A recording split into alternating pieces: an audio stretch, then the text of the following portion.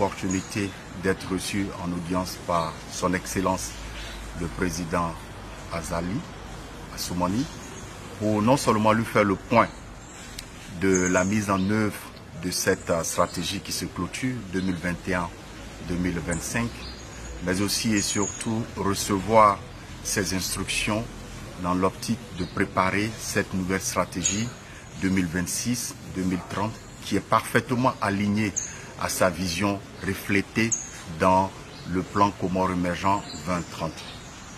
Donc, au cours de cette audience, nous avons eu l'honneur et le privilège de discuter des résultats de cette stratégie qui termine cette année. 3 éléments importants sont à souligner. Premièrement, la mise en œuvre de cette stratégie en termes de mobilisation des ressources financières pour appuyer la mise en œuvre de ce plan Comores émergent 2020-2030 a été un succès total dans la mesure qui est que nous avions prévu de mobiliser 63 millions de dollars lorsque nous élaborons la stratégie, mais grâce à l'appui conjoint, et ça je vais insister là-dessus, du président, son Excellence le président Azali, et de son frère le président Adesina, le groupe de la Banque africaine de développement, votre banque, a pu mobiliser en fonds propres plus de 266 millions de dollars. Donc nous sommes passés à 63 millions à 266 millions de dollars. Un autre aspect important, c'est qu'en plus de ce que nous avons pu mobiliser pour la mise en œuvre et accompagner le plan Comores émergents, nous avons aussi pu mobiliser des cofinancements qui sont des ressources additionnelles. Et les ressources additionnelles mobilisées en cofinancement s'élèvent de l'ordre de 129 millions de dollars. Donc pour vous dire que en termes de mobilisation des ressources financières, ça a été un succès.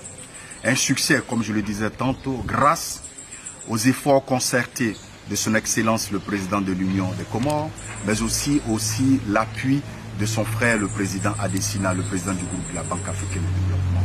Nous sommes passés de 63 millions d'unités de compte, 63 millions de dollars à 395 millions de dollars en combinant 266 millions de dollars en fonds propres du groupe de la Banque africaine de développement et 129 millions de dollars des ressources venant des autres partenaires techniques et financiers que nous avons pu mobiliser pour l'Union des Comores.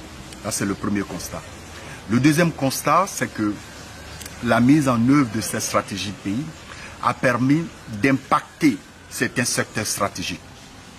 Prenons par exemple le secteur des transports. Grâce à l'appui du groupe de la Banque africaine de développement, nous avons pu construire et réhabiliter plus de 136 km de routes. Et je pense que ça, c'est un aspect très important. Et aussi au niveau de l'énergie, nous avons pu réhabiliter des groupes électrogènes. Nous avons pu faciliter l'accès à l'énergie aux populations les plus reculées. Et je pense que c'est vraiment à mettre au crédit des efforts concertés, tant du côté du groupe de la banque, mais aussi du gouvernement comorien. Un troisième point, en fait, c'est que les ressources qui ont été mobilisées, certes, il y a eu des résultats, comme je viens de le dire, mais il y a encore beaucoup qui reste à faire en termes d'accélération de la cadence de la mise en œuvre de ces différents projets. Pourquoi? Parce que actuellement, nous avons un taux d'utilisation de ces ressources qui reste relativement faible. Nous sommes aux alentours de 17,5%. Mais ces 17,5% sont à prendre en compte en lien avec l'âge de ce portefeuille. Et ça, je pense que c'est un aspect important que la population comprenne. Pourquoi? Parce que l'âge moyen du portefeuille existant est aux alentours de 1,7 ans, donc 2 ans. Mais la structuration de ce portefeuille a un accent particulier sur les infrastructures et plus particulièrement les infrastructures de transport. Donc plus de 82% des financements mobilisés vont intervenir uniquement dans le secteur transport. Donc je demande un peu de patience pour que on puisse vraiment accélérer la cadence de la mise en œuvre de ces différents projets pour que les objectifs assignés à l'entente puissent se réaliser de façon pleine et entière. Et nous avons reçu les instructions fermes du président de l'Union des Comores à accélérer la cadence en concertation avec les membres du gouvernement et les ministères sectoriels. Dernier point que je voudrais mentionner, c'est que le président de l'Union des Comores nous a fait comprendre qu'il est important que nous mettons l'accent sur certains projets structurants, en l'occurrence Smart City, mais aussi et surtout l'emploi des jeunes. Comme il a si bien dit, il y a un slogan qui a été lancé, un jeune, un emploi. Et la nouvelle stratégie qui va être élaborée va prendre en compte, certes, les infrastructures, mais en adressant ces deux projets structurants. Et pour ce qui est de Smart City, la banque a déjà engagé des ressources importantes pour permettre de définir le cadre de Smart City. Il y a des ressources de l'ordre de 500 000 $ que nous avons mis à la disposition de l'Union des Comores pour vraiment finaliser toutes les études concernant Smart City et que nous passons à la phase de mise en œuvre.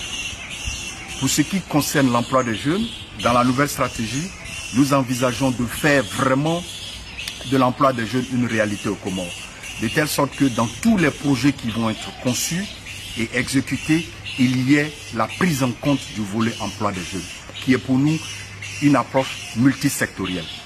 Donc nous avons reçu les instructions claires et les encouragements du président Azali pour vraiment accélérer la cadence de la mise en œuvre de nos différents projets et programmes et de travailler de concert avec le gouvernement pour que nous puissions transformer cette mobilisation importante de 395 millions de $ de ressources en projet, en activité concrète sur le terrain et contribuant ainsi à la mise en œuvre pleine et entière du plan Comores émergent 2030 qui est cher non seulement au président mais aussi à toute la population de l'Union des Comores. Merci.